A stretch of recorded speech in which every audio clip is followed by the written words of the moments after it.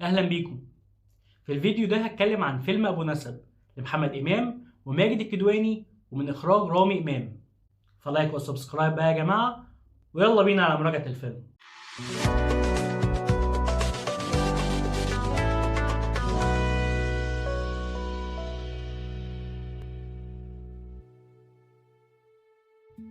تمام. فيلم ابو نسب فيلم كوميدي زي ما احنا عارفين، لكن مهم انوه من الاول كده انه فيلم عائلي، ما عدا فيه ولا اتنين اللي بيعتبروا خارجين شويه، واحد منهم ظهر في التريلر اصلا. لكن في العموم الفيلم عائلي ولذيذ، وبيحكي عن دكتور علي الطيب والغلبان في نفسه كده، واللي بيعجب بداليا وبيقرر يتجوزها. ويوم الفرح بيظهر حماه، واللي كان دكتور علي بيحسب انه متوفي، لكن في الحقيقه انه كان مسجون، ومسجون بسبب بلاوي. ولما بيخرج بيلاقي بنته بتتجوز من واد هو شايفه عيل طري ومايص.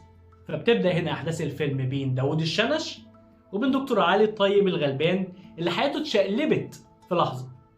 الفيلم من بطوله محمد امام وماجد الكدواني وياسمين صبري، وكميه لا باس بها ابدا من الممثلين التقال والحلوين اللي اشتركوا في الفيلم ده، زي شيرين رضا، ماجد المصري، محمد ثروت، وهلا فاخر، صلاح عبد الله، وفاء عامر.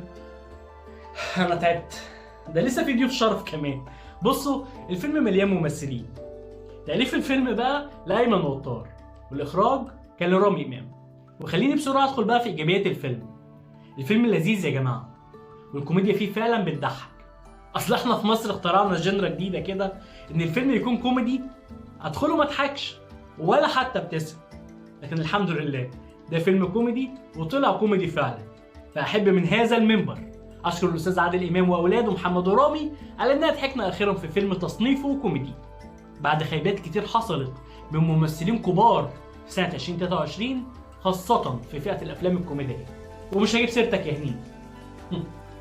تاني حاجة من الإيجابيات في وجهة نظري هي الأكشن يا جماعة.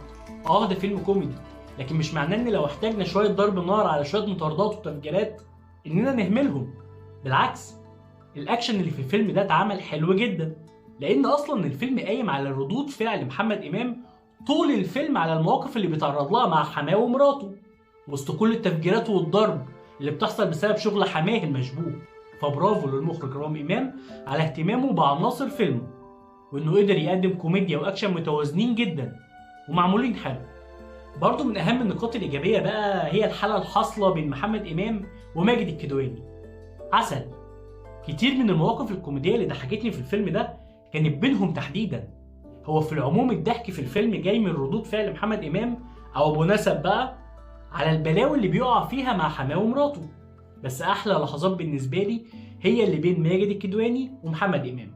وهنا بقى أقدر أقول إن محمد إمام هنا في الفيلم ده ممثل كوميدي فعلا، مش بيستظرف أو بيضحك بس اللي هو يعني كده. لا، محمد إمام هو العنصر اللي بيتخدم عليه من كل مواقف وأحداث الفيلم علشان يعكس لك رد فعله الكوميدي على الأحداث دي.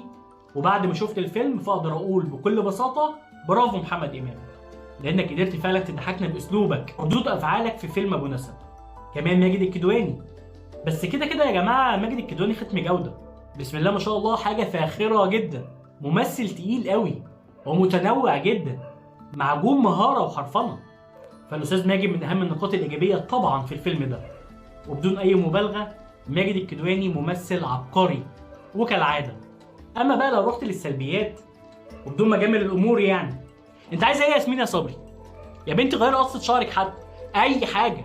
يخرب بيت كده، نفس الأداء ونفس اللبس ونفس قصة الشعر، نفس الرياكشنات ونفس السرسعة. إيه يا ست؟ وعموما معظم الأدوار النسائية في الفيلم ده يعتبر ما جاتش.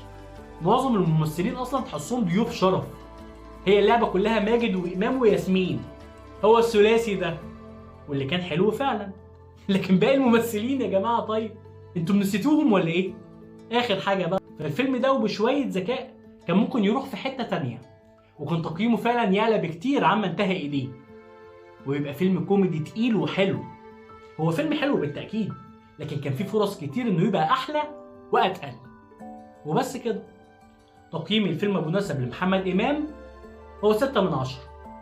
والمهم هو رايكم انتم لو شفتوا الفيلم. لايك وسبسكرايب بقى يا جماعه عشان ده فعلا بيساعد اننا نكمل. وما تنسوش اخواتنا في دعائكم. قاطع، اتبرع، وعرف اهلك واصحابك وولادك قضية اخواتك. سلام.